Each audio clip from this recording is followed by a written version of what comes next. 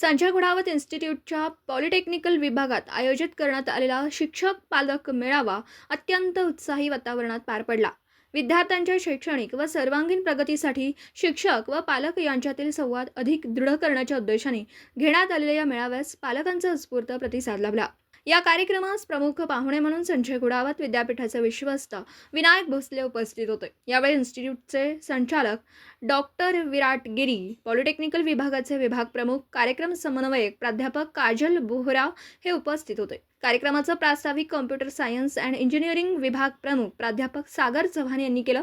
मार्गदर्शन करताना विश्वस्त विनायक भोसले यांनी शिक्षक व पालकांच्या भूमिका आणि जबाबदाऱ्यांवर सखोल प्रकाश टाकला. विद्यार्थ्यांच्या सर्वांगीण विकासासाठी पालकांनी मुलांना वेळ देणं, योग्य संस्कार करणं आणि त्यांच्या भावनिक गरजा समजून घेणं अत्यंत गरजेचं असल्याचं त्यांनी अधोरेखित केलं. आधुनिक तंत्रज्ञानाचा सकारात्मक वापर, मोबाईल व इंटरनेटचा सुयोग्य वापर याबाबत त्यांनी मार्गदर्शन करत विद्यार्थ्यांना भविष्यातील करिअर संधींबाबत प्रेरणादायी विचार मांडले.